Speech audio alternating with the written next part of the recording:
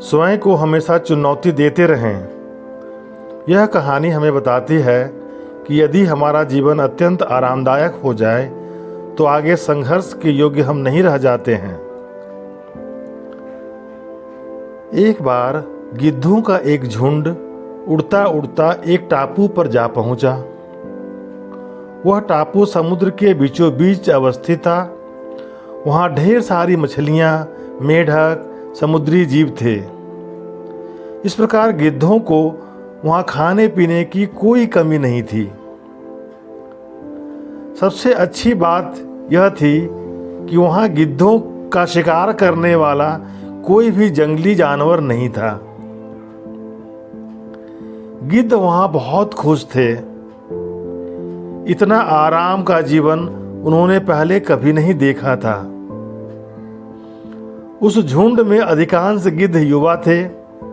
वे सोचने लगे कि अब जीवन भर इसी टापू पर रहना है, यहाँ से कहीं नहीं जाना, क्योंकि इतना आरामदायक जीवन उन्हें कहीं नहीं मिलेगा। लेकिन इन सब के बीच एक बूढ़ा गिद्ध भी था। वह जब युवा गिद्धों को देखता तो वह चिंता में पड़ जाता। वह सोचता कि यहाँ के आरामदायक जीवन का इन युवा गिद्धों पर क्या असर पड़ेगा। क्या ये वास्तव में जीवन का अर्थ समझ पाएंगे? यहाँ इनके सामने किसी भी प्रकार की कोई चुनौती नहीं है। ऐसे में जब कभी मुसीबत उनके सामने आएगी तो वे उसका मुकाबला कैसे करेंगे? बहुत सोचने के बाद एक दिन बूढ़े गिद्ध ने सभी गिद्धों की सभा बुलाई। अपनी चिंता जताते हुए वह सबसे बोला, इस टापू में रहते हुए हमें बहुत दिन हो गए। मेरे विचार से अब हमें वापस उसी जंगल में चलना चाहिए जहाँ से हम लोग आए हैं। यहाँ हमें बिना चुनौती का जीवन जी रहे हैं। ऐसे में हम कभी भी मुसीबत के लिए तैयार नहीं हो पाएंगे। युवा गिद्धों ने उनकी बात सुनकर भी अनसुनी कर दी। उन्हें लगा कि बढ़ती उम्र के कारण ही यह बूढ़ा गिद्ध सठिया गया है, इसलिए ऐसी बेकार की बातें कर रहा है। उन्होंने टापू के आराम की जिंदगी छोड़कर जाने से मना कर दिया। बूढ़े गिद्ध ने उन्हें समझाने की कोशिश की कि तुम सब ध्यान नहीं दे रहे हो कि आराम के आदी हो जाने के कारण तुम लोग उड़ना तक भूल गए हो। ऐसे में मुसीबत आई तो क्या करोगे? मेरी बात मानो, मेरे साथ चलो। लेकिन किसी ने वृद्ध गिद्ध की बात नहीं मानी।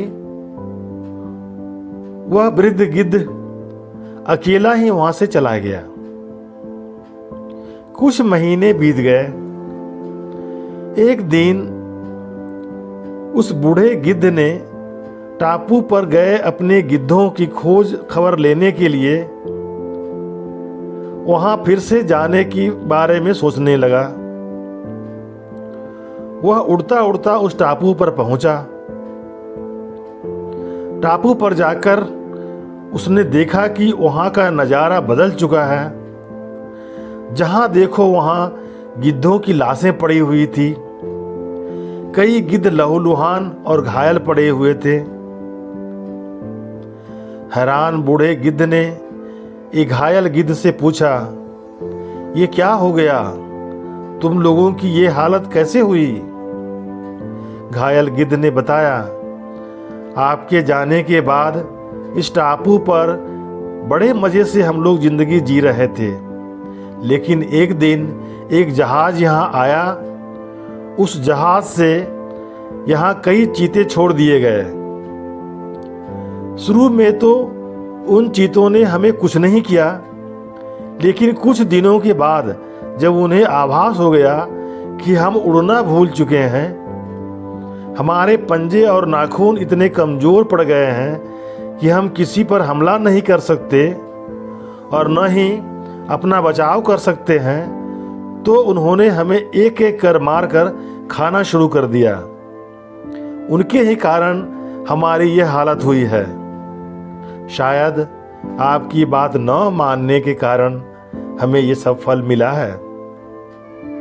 मित्रों, अक्सर कंफर्ट जोन में जाने के बाद उससे बाहर निकल पाना हमारे लिए मुश्किल होता है।